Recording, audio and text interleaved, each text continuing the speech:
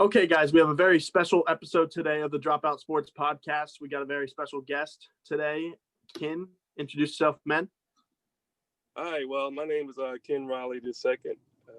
My father was Ken Riley Sr., who played cornerback for the Cincinnati Bengals from 1969 to 1983.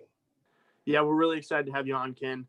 We got a lot of good questions about you and also your father. We're going to do some justice today. We got to get that man in the Hall of Fame, so we'll have a good discussion and hopefully get some exposure out there. But first off, I want to just ask about you a little bit so the audience knows a little bit about you. We know you went to college and played some college football there, and your dad was actually a coach for a little bit. Tell us a little bit about that. Yeah, well, it was definitely a great honor to play for my father. I had some other opportunities to actually go to some larger schools, but I felt that I couldn't get any better tutoring from my father, who actually played corner, because I played cornerback as well. I went to Florida A&M and played cornerback from 91 to 95. My senior year, I had some injuries. Went to the 1995 combines. Didn't run a good time. Like I said, I had a hamstring issue, and playing cornerback, you definitely can't. You got to have fast time. So I actually went then following the combine. I actually was in the Cincinnati Bengals mini camp. That was the same year Kajana Carter came out. So I was actually in that mini camp. But unfortunately, like I said, I had some injuries, and it didn't work out for me. Yeah, I mean, we looked up, we were trying to find stuff on you, and we found your college, and we were surprised to see that your father was a coach there helping you out. So I'm sure that was interesting. And, yeah, who better learn from, like you said it yourself. So I think Scott's got a question for you. Yeah, going along with your dad being able to coach you and stuff. So what was it like with having a dad who was an NFL star and being able to just learn off of him? Yeah, well, growing up, you don't really think of him as a star because that's just your dad. So you think like pretty much everybody's dad is like normal. But once I started playing and I went through college and actually, like I said, went up to Cincinnati, I had a newfound respect for him because it's a lot of hard work. It's a lot of pressure. And for him to do that for 15 years, like I said, my admiration for him just grew from that point, because I knew the work and I knew the dedication, and I knew what it took to play at such a high level for that long a time. So coming out of high school, we had so many great wide receivers that it was like, okay, it would be better for me to play defensive back. So then I switched to defensive back, and like I said, it was a lot of stuff kind of came natural to me. There you go. I mean, it's in your blood. Yeah. Right back to Scott. What you got? Yeah, and then with finding that found respect, with going through all that, was there anything that he he taught you while you were playing in high school and through college that just a bunch of the other players weren't getting? Well, my dad was pretty laid back, and he never forced me to play. He didn't let me play football until the 9th grade. So growing up, I always wanted to play, but he never let me play. So he was kind of like hands-off approach, but if I had questions, he definitely would, give me that tutoring and give me that knowledge. And then once I began to play in high school and college, he definitely was there to help me and show me the right way to play the game. And it's unfortunate now, like we see a lot of, like, we used to talk and we used to look at a lot of the guys now. The technique is definitely not being taught now. So I learned a lot from him. I learned some great technique, me and my roommate. And so, yeah, it was definitely, like I said, I learned a lot from him. Yeah. So kind of transitioning more to your father's career, we sat down and we did some research yesterday. 65 interceptions, 5th all time. The guy was a straight up, in every article I read, straight up pros pro, man on the field, leader in the locker room. In your own words, can you explain to me, like, in what you think about him not being in the Hall of Fame right now? Because, I mean, we looked for every answer and we had no idea what was going on because everybody else around him has made it in. That's the same thing he said, and it's unfortunate that he was never, he never got to see, he's not alive to see it. But I can't explain it. He can't explain it. I just think about it sometimes like number 5. It was number 4 at the time of his retirement, but number 5 all time that ever played the game. Just think about how many athletes have come through. Great athletes have come through, and to get 65 interceptions and be number 5 all time. And then I know they say sometimes Pro Bowl, that was an excuse that they had, but Pro Bowl is, it's an interesting it really process. Is. And so just to hold that against someone, I just can't imagine like a valid reason, because you look at some of the Hall of Famers that are in there, you compare the stats. He's right there, and he's number 2 actually all time of pure corner, because he never switched to safety in 15 years. He stayed on that corner for 15 years. So that's even more remarkable, because I know some of the other guys later in their career, they transitioned to safety, but he never did. So that makes it even more special. Yeah, that's another thing that like I kind of noticed, that like everybody around him is in the Hall of Fame. When we as kids growing up, you hear a lot about Charles Woodson. He's involved in TV and stuff now, and he's just a very well known name. And when I saw that he was tied in interceptions all time with Charles Woodson, and I don't think Woodson's up for Hall of Fame yet because he's pretty new out of the league from 2015. No, he's in. He's probably going to go in this year. Exactly. He'll be in, but it's just, it doesn't make sense to me, So we were sitting here and we're just like, we're trying to find something here, and we're like, it just doesn't make sense. But another thing that I noticed on the list is that separated your dad is he stayed in Cincinnati his whole career. Yeah. So you don't see that from a lot of players. So what kind of like made him fall in love with Cincinnati as a whole, and what respect did he have for the organization? Well, Coach Paul Brown and Coach Forrest Gregg, he had the utmost respect for both coaches. But again, back then, there wasn't a lot of free agency. So it wasn't like he had a lot of choices and to move to a team. But but he definitely loved Cincinnati. And, to the day that he passed, he always had that love for love for Cincinnati, because they gave him a chance. And so that was his team.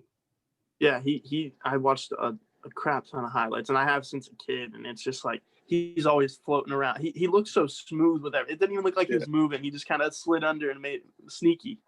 Yeah. But what you guys got? Yeah, with him being in Cincinnati for so long and just his career there, what is the support from the Bengals organization and the Bengals fans about trying to get your dad in the Hall of Fame meant to you? It's meant the world, especially now that he's passed. I really appreciate guys like yourselves, doing the podcast and actually bringing me on and just keeping his name out there.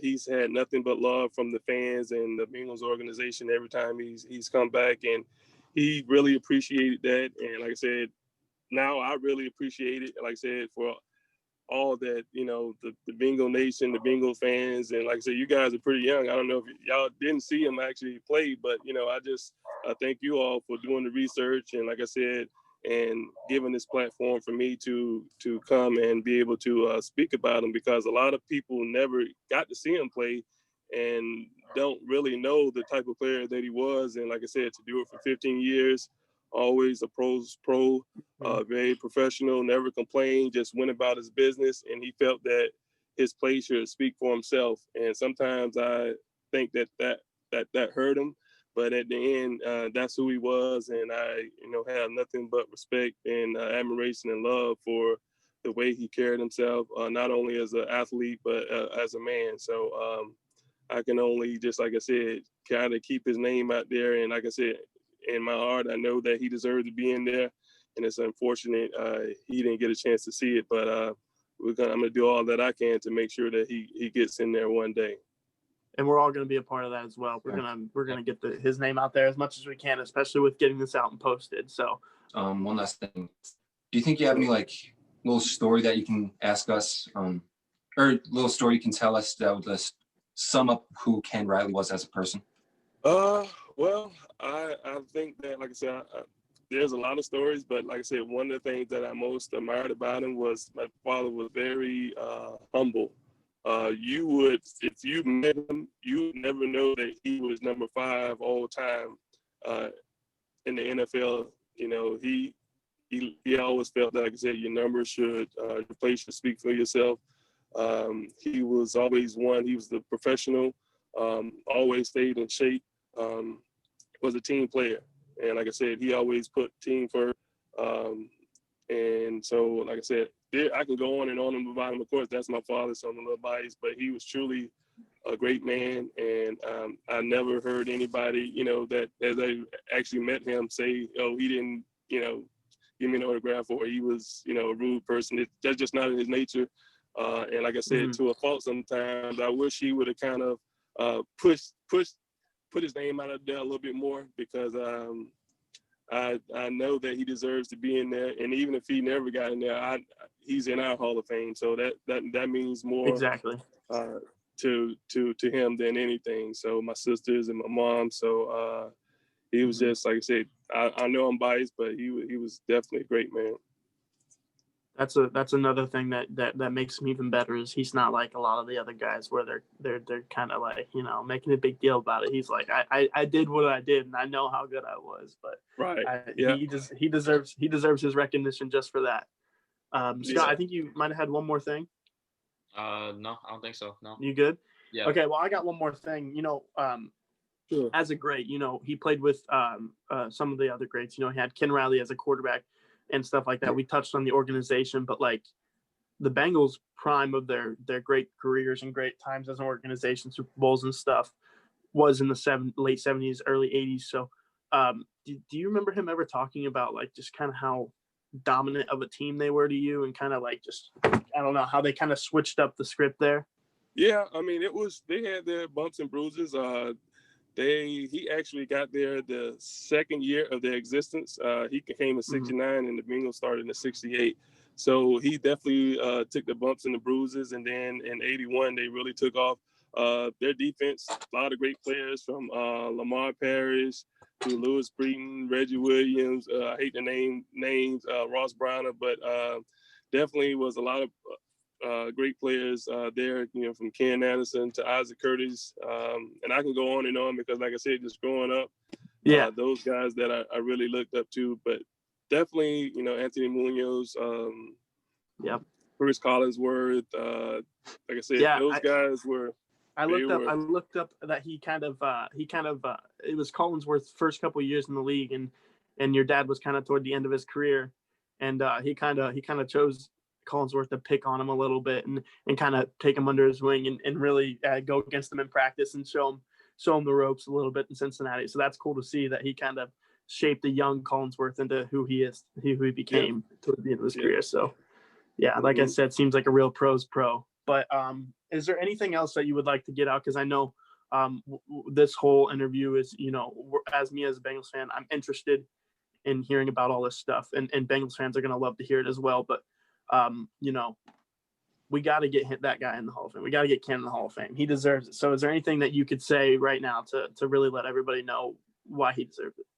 I don't know if there's anything I can say. Like I said, that was like I said, the number speaks for himself. But if I would just say everybody should go back and do some research. And outside of the Pro Bowls, and there's arguments that he played along Lamar Parrish, who was another great corner, should be in the Hall of Fame.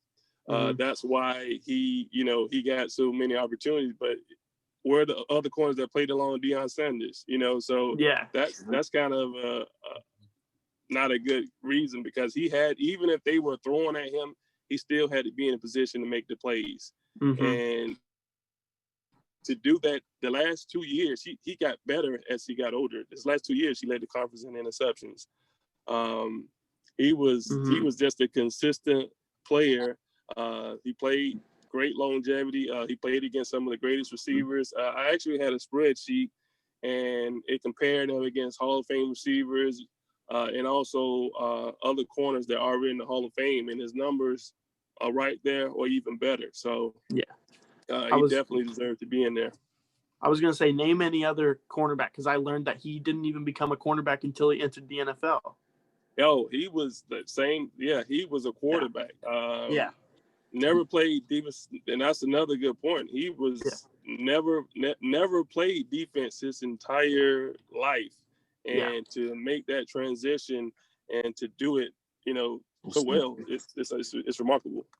As a quarterback coming into the pros, he said, if you're going to take me off of offense, I'm still going to have the ball as much as possible. Put me on the interception list. Yeah. Yes. That's awesome. Exactly. That's Yes. awesome. Well, I appreciate you coming out and talking to us, Ken. We're sorry for your loss. We're all here for you and your family and Bengals fans as a whole. And we're going to do our best to get the word out and get your father into the Hall of Fame. Again, like I said, I thank you for the opportunity. I thank you guys for all that you do, all the Bengals and all the Bengals fans that support. And like I said, keeping his legacy alive and keeping his name out there. And like I said, when he gets in to be to you guys like that for all of the support and everything that you guys are doing. So I really appreciate it. My family appreciate it. And y'all keep up the great work. We will, sir. Thank you so much. And this is another good episode. So we'll talk to you guys next week. Thanks. All right. Take care. Okay. All right. Bye.